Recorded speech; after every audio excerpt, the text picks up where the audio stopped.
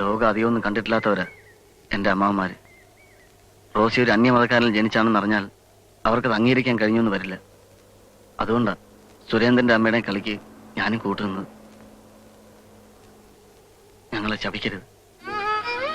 മോനെ, എന്നെ അനുഗ്രഹിക്കണം.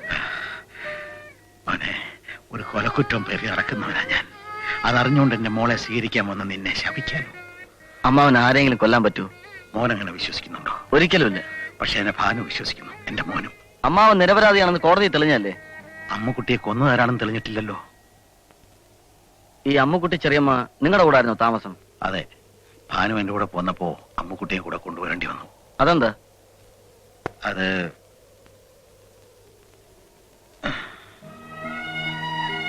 കേസും വഴക്കുമായിട്ട് തകർന്ന ഒരു തറവാട്ടില് സമൻസ് നടത്താൻ പലതവണ പോയ കൂട്ടത്തില് ഭാനുമതിയെ പരിചയപ്പെട്ടു. വേണ്ടപ്പെട്ടവരെന്ന് പറയാൻ ആരുമില്ലാതെ അകന്ന ബന്ധത്തിലുള്ള ഒരു അമ്മാവന്റെ കൂടെ വേണ്ടത്ര ഭക്ഷണമോ സംരക്ഷണമോ ഇല്ലാതെ കഴിയായിരുന്നു കെട്ടുപ്രായം കഴിഞ്ഞ ഭാനുമതിയും 8 വയസ്സുകാരി അമ്മുക്കുട്ടിയും. ആ പരിചയം അകലാനാവാത്ത ബന്ധമായി മാറി. അപ്പൊ ഞാൻ ചോദിച്ചു കൂടെ പോരുന്നോന്ന്. ഭാനുമതി തയ്യാറായി. പക്ഷെ ഊമയായ കൊച്ചനിയത്തിയെ ആ ചുറ്റുപാടിൽ ഉപേക്ഷിച്ചിട്ട് വരാൻ അവിടെ മനസ്സനുവദിച്ചില്ല. കൂടപ്പിറപ്പുകളില്ലായിരുന്നു ഞാൻ ഒരു സഹോദരിയെ പോലെ കരുതി അമ്മുക്കുട്ടിയുടെ സംരക്ഷണം കൂടെ ഏറ്റെടുക്കുകയായിരുന്നു. പിന്നെ എങ്ങനെ ചെറിയമ്മ കൊല്ലപ്പെട്ടത്? ഭാനു സുരേന്ദ്രനെ പ്രസവിച്ചോടെ എനിക്ക് ഇവിടുന്ന് ട്രാൻസ്ഫറായി. പിന്നെ പല നാട്ടില് 10-11 കൊല്ലം. ഞാനും ഭാനു, ഞങ്ങളുടെ മോനും അമ്മുക്കുട്ടിയും. സന്തോഷകരമായിരുന്നു ആ കാലം. ഭാനുമതി വീണ്ടും ഗർഭിണിയായി.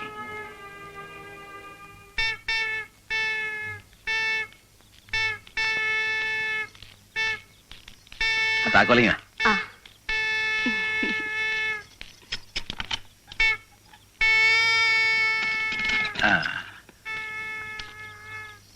ചെറുപ്പത്തിലുള്ള ഒരു ആഗ്രഹം സാധിച്ചു. ചെറുക്കര അമ്പലത്തിലെ ഉത്സവം. അമ്മയുള്ള കാലത്ത് കൂടെ പോയി കണ്ട നേരെ ഓർമ്മയുണ്ടായിരുന്നുള്ളൂ. അതെ അതെ അതെ, ഉത്സവങ്ങളും നേർച്ചകളും ധാരാളം വരാനുണ്ട് ഇനിയും. ഓരോ മാഞ്ഞാളും വന്നു പോകുമ്പോ എന്റെ പോക്കറ്റാ കാലിയാകുന്നതേ. എന്ത് വെച്ചായ ഇത്? ഞങ്ങൾക്ക് ഇച്ചായനല്ലാതെ മറ്റാരാ ഉള്ളത്? ഞാൻ വെറുതെ തമാശ പറഞ്ഞില്ല, നീ ഉടനെ അതങ്ങ് കാര്യമാക്കിയോ? വിശന്നിട്ടേ ആമാശം കരിഞ്ഞ് മണം വരുന്നു. വേഗം പോയി ചോറ് വിളമ്പിക്കേ. ഇച്ചായന്റെ ഒരു കാര്യം. വേഗം കൈകാലോ കഴിക്കേ. ഓ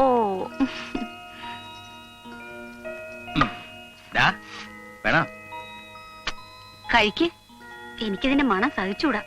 ദൈവത്തെ ഓർത്ത് ഇതൊന്ന് നിർത്തിക്കൂടെ ചായ? നല്ല കാര്യായി. ഇതെന്റെ കൂടപ്പുറപ്പാ ഭാനു.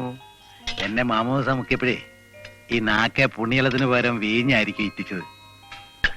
അപ്പൊ ഞാൻ പറഞ്ഞ ചായ കേക്കില്ലല്ലേ? നിർത്തി. എന്റെ അപ്പൻ വാറ്റുകാരൻ താഴെപ്പറമ്പിൽ കറിയാണ് സത്യം. ദേ ഇതോടെ നിർത്തി. ദേ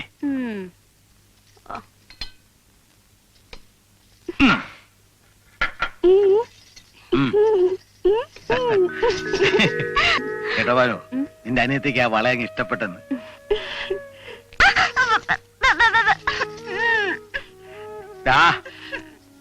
അടിച്ച് നിന്നെ പല പ്രാവശ്യം പറഞ്ഞിട്ടില്ല അമിണ്ടാ പ്രാണി ഉപദ്രവിക്കരുതെന്ന്.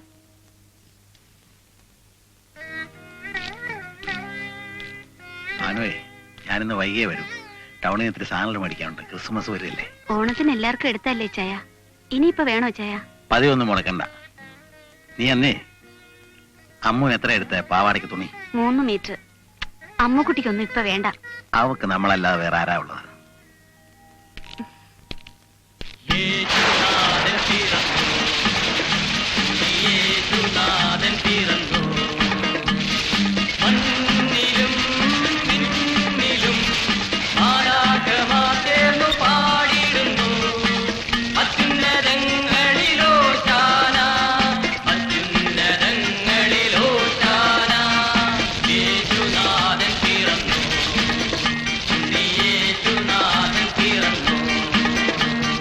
മണ്ണിലും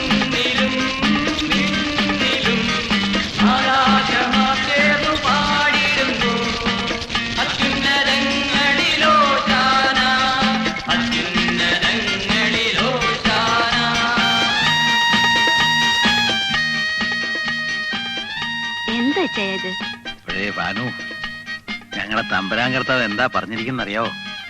എന്റെ ഈ ശരീരം നിങ്ങൾക്ക് അപ്പവും എന്റെ രക്തം നിങ്ങൾക്ക് വീഞ്ഞുമാവുന്നു എന്നാ. അപ്പൊ ഒരു നസ്രാണിയായ ഞാൻ ക്രിസ്മസിന് 2 കവള് റമ്മെങ്കിലും കഴിച്ചില്ലെങ്കിൽ എന്ത് ക്രിസ്മസാ? താങ്ക്സ്. കഴിച്ചോ.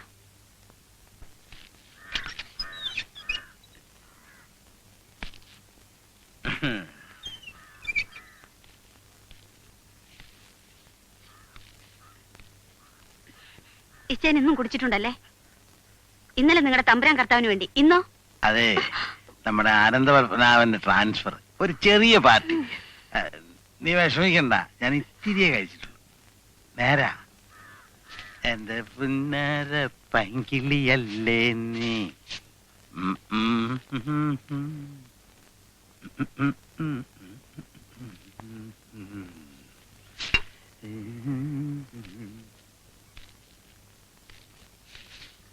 അല്ല, നാളെ എനിക്ക് ചെക്കപ്പിന് പോണ്ടേ? ഓ, പിണങ്ങിയോ? ദേ, ഇതോടെ നിർത്തി. വെറുതെ ഇരിച്ചായ. എത്ര നാളായി ഇത് കേൾക്കാൻ തുടങ്ങിയിട്ട്?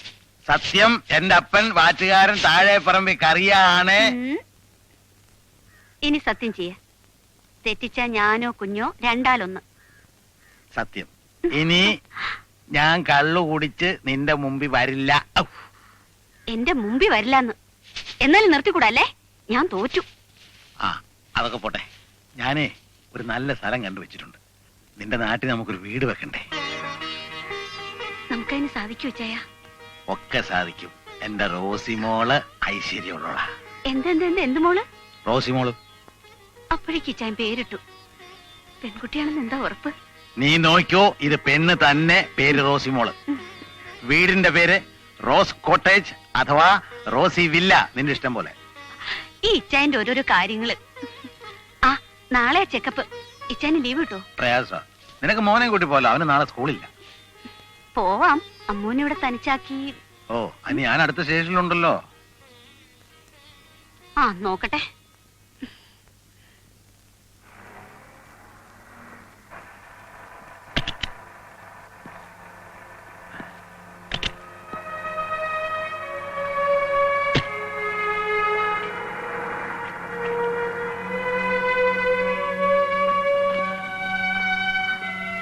ഇച്ചായനിന്ന് ഡ്യൂട്ടി നേരത്തെ കഴിഞ്ഞോ? ഒന്നും പറയണ്ട, വയറിന് നല്ല സുഖം തോന്നില്ല. അപ്പൊ ഒന്ന് ബാത്റൂമിൽ പോകാൻ തിരിച്ചു വന്നാ. അതിന് അവിടെ സൗകര്യല്ലേ? ഛേ, വൃത്തികേട്. അതിനകത്ത് മനുഷ്യൻ കയറൂ. നിന്റെ ചെക്കപ്പെല്ലാം കഴിഞ്ഞോ? ഓ. എന്നിട്ട് കുഴപ്പമൊന്നുമില്ല. ഞാൻ പോട്ടെ.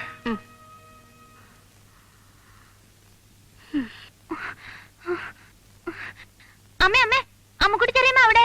എന്താ അവൾക്ക്? താഴത്തെ വീണ് നടക്കണു. അയ്യോ, ഇതാ വരുന്നു.